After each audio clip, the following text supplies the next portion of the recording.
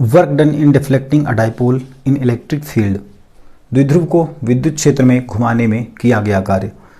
तो द्विध्रुव तो हम जानते हैं, द्विध्रुव है क्या, यदि दो बराबर और विपरीत आवेश के और विपरीत प्रकार के आवेश, दो बराबर हों परिमाण में और विपरीत प्रकार के आवेश हों, यदि अल्प दूरी पर स्थित होते हैं, मीन्स इसके बीच की दूरी जो होती है वह होती है 2L।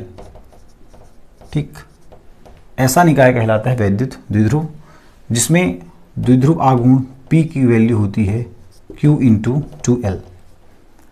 और द्विध्रुव आघूर्ण P एक सदिश राशि है जिसकी दिशा होती है -Q आवेश से +Q आवेश की ओर। ठीक है, -Q से +Q की ओर। अब इस डाइपोल को, इस द्विध्रुव को हमें विद्युत क्षेत्र में रखना है और उसको घुमाने में जो वर्क डन निकलेगा, जो कार्य निकलेगा, उसके लिए हमें फार्मूला निकालना है। तो ये विद्युत क्षेत्र कैसा विद्युत क्षेत्र है, एक समान विद्युत क्षेत्र। तो हम यहाँ पे एक समान विद्युत क्षेत्र बनाएंगे। ये हो गया एक समान विद्युत क्षेत्र। ठीक है, एक समान विद्युत क्षेत्र कैसा विद्युत क्षेत्र है, ऐसा विद्युत क्षेत्र जिसके प्रत्येक बिंदु पर लगने वाले फोर्स का मान इक्वल हो। ठीक है, किसी भी बिंदु पर हम द्विध्रुव को रख दें तो लगने वाले बल का मान बराबर होना चाहिए प्रत्येक बिंदु पर इस एक समान विद्युत क्षेत्र के अंतर्गत। तो इस क्षेत्र को हम बोलते हैं एक समान विद्युत क्षेत्र E। अब इसमें हमें इस द्विध्रुव को रखना है, ठीक, और उसको घुमाना है, और घुमाने में जो कार्य निकलेगा उस कार्य के लिए हमें सूत्र व्युत्पन्न करना है। तो इस डाइपोल को हम उठा के ऐसे रख देते हैं यहाँ पे। ठीक, इधर हो गया +Q आवेश, इधर हो गया -Q आवेश। तो हम जानते हैं कि जैसे ही कोई आवेश इस फील्ड पर आएगा तो ये फील्ड इस आवेश पर एक बल लगाएगी। और धनावेश पर बल कैसे लगाती है, धनावेश पर बल लगाती है क्षेत्र की दिशा में, तो QE, और ऋणावेश पर बल लगाती है क्षेत्र की विपरीत दिशा में QE। अब ये दोनों बल कैसे हैं, ये दोनों बल परिमाण में बिल्कुल बराबर हैं। ठीक, और परिमाण में बराबर होने के साथ साथ ये क्या है, ये विपरीत दिशाओं में है। तो ये जो द्विध्रुव है वह क्या करने लगेगा, वैसे इसमें टॉर्क उत्पन्न हो जाएगा और ये द्विध्रुव ऐसे घूमने लग जाएगा, है ना, इसमें बल आघूर्ण उत्पन्न हो जाएगा और ये ऐसे घूमने लग जाएगी। द्विध्रुव ऐसे रखी हुई है, ये ऐसे घूमने लग जाएगी। हम जानते हैं कि P एक सदिश राशि है, वैद्युत द्विध्रुव आघूर्ण, जिसकी दिशा होती है -Q से +Q आवेश की ओर। तो -Q से +Q की ओर इसकी दिशा होगी, किसकी, P की। ठीक है, P की दिशा -Q से -Q से +Q की ओर। अब हमें निकालना क्या है, हमें निकालना है वर्क डन, है ना, हमें कार्य निकालना है। तो कार्य बराबर हमने पढ़ा है कि कार्य बराबर क्या होता है, कार्य W इक्वल होता है या तो F.D, हमने पढ़ा है ना, बल गुणे विस्थापन। लेकिन ये कब होता है, बल गुणे विस्थापन जब वस्तु रेखीय गति कर रही हो, जब लीनियर मोशन में हुई कोई वस्तु, तो उसके लिए फार्मूला आता है F.dx। अब यहाँ पे कैसा मोशन हो रहा है, यहाँ पे कैसी गति हो रही है, यहाँ पे गति हो रही है कैसी, यहाँ पे गति हो रही है घूर्णी गति, वस्तु ऐसे घूमेगी। ठीक है, द्विध्रुव डाइपोल ऐसे घूमेगा, तो यहाँ पे घूर्णी गति है। तो घूर्णी गति के लिए वर्क डन हम क्या निकालते हैं, घूर्णी गति के लिए निकलता है τ.θ। ठीक है, यहाँ पे बल गुणे विस्थापन, देखो रेखीय कार्य हम निकालेंगे तो बल गुणे विस्थापन, और जब एंगुलर वर्क डन निकालेंगे, जब कोणीय वर्क निकालेंगे हम, तो बल आघूर्ण गुणे कोणीय विस्थापन। अब यहाँ पे कैसा विस्थापन हमें देखने को मिल रहा है, कोणीय विस्थापन। हम जाहिर सी बात है कि यदि कोई वस्तु मान लेते हैं लीनियर मोशन में, ये कोई वस्तु है, ये वस्तु यहाँ से यहाँ तक गई, तो हम इसको स्थिति क्या देते थे, x1 से x2 तक गई, लीनियर मोशन करती हुई, है ना।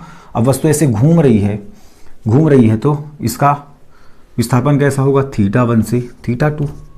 ठीक है, विस्थापन कैसा होगा, θ1 से θ2। अब मान लेते हैं यहाँ पे P और E के बीच बनने वाला जो कोण है वह है थीटा। ठीक, चूंकि टाउ इक्वल हमने देखा था, टाउ इक्वल क्या होता है, टाउ इक्वल हमने देखा था क्या, tau equal P cross E। हमने पिछले लेक्चर में देखा था कि टाउ इक्वल होता है P क्रॉस E। बलाघूर्ण कैसी राशि है, एक सदिश राशि है ना। तो यहाँ पे सदिश गुणनफल मिलता है, जिसकी वैल्यू जब क्रॉस हम हटाएंगे तो क्या मिल जाएगा हमें, साइन थीटा। यहाँ पे थीटा क्या है, वेक्टर P और वेक्टर E के बीच बनने वाला कोण। तो ये वेक्टर P हो गया, ठीक है, इसकी दिशा इधर वेक्टर P की, और ये वेक्टर E हो गया, इसकी दिशा इधर। तो इन दोनों के बीच बनने वाला कोण ये थीटा। ठीक है, टाउ इक्वल। अब हमें निकालना क्या है, कार्य निकालना है। तो मान लेते हैं कार्य कब निकलेगा, देखो बल आघूर्ण लग किधर रहा, ऐसे क्लॉकवाइज, ये द्विध्रुव को वर्क डन ऐसे घुमाने का प्रयास कर रहा है, ठीक है, ये द्विध्रुव को टॉर्क जो है वो इस डायरेक्शन में घुमाने का प्रयास कर रहा है क्लॉकवाइज। अब इस द्विध्रुव को हम क्या करेंगे, हमें वर्क डन निकालना है, कार्य निकालना है, तो इस द्विध्रुव को हम इस टॉर्क के विपरीत ले जाएंगे, ठीक है, हमें मेहनत करना पड़ेगा, हम टॉर्क की अपोजिट ले जाएंगे इसको। मान लेते हैं हम इसको यहाँ पे ले आए, तो यहाँ पे हो गया ये प्लस क्यू, यहाँ पे हो गया माइनस क्यू, ठीक। अब मान लेते हैं इसको हमने डी थीटा कोण से डिस्प्लेस कर दिया, डी थीटा कोण हमने इसको खिसका दिया अपनी पोजीशन से, ये डी थीटा कोण खिसक चुकी है किस दिशा में, किस दिशा में, इस बल आघूर्ण के विपरीत दिशा में, ठीक है, बल आघूर्ण इधर लग रहा है, बल आघूर्ण के विपरीत हमने इसको विस्थापित किया है, तो हमें कार्य करना पड़ेगा, ठीक है। तो कार्य कितना करना पड़ेगा, कार्य बराबर क्या होगा, देखो कार्य कितना होगा, tau into theta, sorry tau dot theta, ठीक है, टाउ डॉट थीटा। अब हम कार्य कर रहे हैं टाउ डॉट थीटा, अब कितना कार्य कर रहे हैं, डी थीटा, मीन्स हमें अल्प कार्य करना पड़ेगा। तो अल्प कार्य के लिए हम क्या लिख सकते हैं, D W equal tau dot D theta लिख सकते हैं ना, ठीक है। अल्प कार्य के लिए क्या हो जाएगा, अल्प कोण के लिए अल्प कार्य मीन्स डी डब्ल्यू, ठीक है। हम इसको अल्प कोण घुमा रहे हैं तो अल्प कार्य करना पड़ेगा, D W equal tau dot D theta, tau की वैल्यू रख दो, टाउ की वैल्यू क्या है, P E sign theta D theta, D W equal, ठीक है, ये अल्प कार्य निकला। अब इस डाइपोल को हम कहाँ से कहाँ ले जाएं, मान लेते हैं ये प्रारंभिक स्थिति है थीटा 1, ठीक है, इसको थीटा 1 से थीटा 2 हमें ले जाना है, तो ये प्रारंभिक स्थिति थीटा 1 हो गई और यहाँ से यहाँ तक की स्थिति हो गई इसकी थीटा 2। अब मान लेते हैं इसको हम थीटा 1 से थीटा 2 तक ले जाना चाहते हैं, ठीक है ना। तो थीटा 1 से थीटा 2 तक ले जाने के लिए हमें क्या करना पड़ेगा, इसको इंटीग्रेट करना पड़ेगा, है ना, हमें इंटीग्रेशन करना होगा। तो इंटीग्रेशन जब करेंगे तो ये डी डब्ल्यू डब्ल्यू में बदल जाएगा, और इंटीग्रेशन करेंगे कहाँ से कहाँ तक, थीटा 1 से थीटा 2 तक, P E sign theta D theta. अब देखो टॉर्क किस पर डिपेंड कर रहा है, बल आघूर्ण जो है वह थीटा पर डिपेंड कर रहा है, मतलब यहाँ पे पी और ई कांस्टेंट हो जाएंगे और साइन थीटा का इंटीग्रेशन होगा, तो डब्ल्यू इक्वल हो जाएगा कितना, डब्ल्यू इक्वल पी ई बाहर हो गया, integration theta 1 to theta 2, sine theta का क्या होता है, यहाँ अंदर बचा साइन थीटा डी थीटा। अब साइन थीटा का समाकलन करना है, साइन थीटा का समाकलन क्या होता है, माइनस का कॉस थीटा, कहाँ से कहाँ ले जाना है, थीटा 1 टू थीटा 2, ठीक। अब मान रख दो, पहले कैसे, पहले अपर लिमिट रखी जाएगी थीटा के प्लेस पे, अपर लिमिट मीन्स जो ऊपर है थीटा 2, तो माइनस कॉस थीटा 2, फिर ये माइनस, ठीक है, माइनस बीच में फिर माइनस लगता है तो ये माइनस, और ये माइनस का कॉस है ही, माइनस कॉस थीटा 1, ठीक है, minus cos theta 1। Upper limit minus lower limit, तो अपर लिमिट थीटा 2 माइनस तो इसके साथ ही है माइनस कॉस थीटा 1, तो इसको लिख लो पी ई, ये माइनस माइनस प्लस हो जाएगी, इसको पहले लिख लेते हैं, तो कॉस थीटा 1 और ये माइनस का कॉस थीटा 2, ठीक है। ये वैल्यू हमको निकल के आई, हमें इतना वर्क करना पड़ेगा किसी भी डाइपोल को, किसी भी द्विध्रुव को जो कि एक समान विद्युत क्षेत्र में स्थित है, उसको थीटा 1 से थीटा 2 तक ले जाने में हमें इतना कार्य करना पड़ेगा, P E cos theta 1 minus cos theta 2। अब देखो जो इनिशियली एंगल है, जो प्रारंभिक कोण है थीटा 1 हम इज्यूम कर लेते हैं, मान लेते हैं थीटा 1 0 है और थीटा 2 है थीटा, क्योंकि देखो हम इसको, इस डाइपोल को हम इस इलेक्ट्रिक फील्ड में 0 डिग्री से लेकर के और 360 तक हम कहीं पर भी इसको घुमा सकते हैं, ठीक है। 0 से लेकर के, ये 0 हो गया, 0 से लेकर के इसको 90, 180, 270 से लेकर के ऐसे 360 तक किसी भी एंगल पर भी इसको हम घुमा सकते हैं।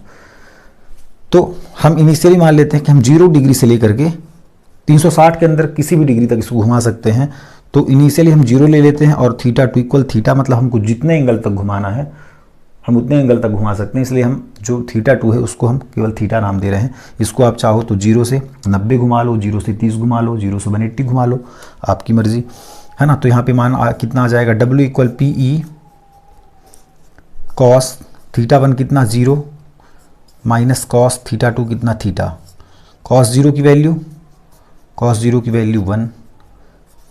वैल्यू 1, तो 1 माइनस कॉस थीटा। ठीक है, ये निकल गया वर्ग, ये निकल गया वर्ग। जब हम 0 डिग्री से लेकर के अब उसको थीटा डिग्री तक घुमाएं, डाइपोल को 0 से लेकर के थीटा तक घुमाएं, थीटा मीन्स 30 तक घुमाएं, 60 तक घुमाएं, 90 घुमाएं, 180 घुमाएं, 270 घुमाएं, 360 घुमाएं, जितनी मर्जी घुमा सकते हैं। तो 0 से लेकर के किसी भी एंगल तक उसको घुमाएं, तो उसके लिए ये फार्मूला आ गया W equal PE 1 minus cos theta. ठीक है, इतनी बात समझ आई। हाँ, अब इसके आगे बताते हैं कुछ कंडीशन कि ये अगर 0 डिग्री पर है तो कितना कार्य करना पड़ेगा, 90 पर है तो कितना, 180 पर है तो हमें कितना वर्क डन करना होगा। ठीक है, इसको मिटा दें। ठीक है, इसका आप स्क्रीनशॉट ले लें, यहीं पे बता देते हैं।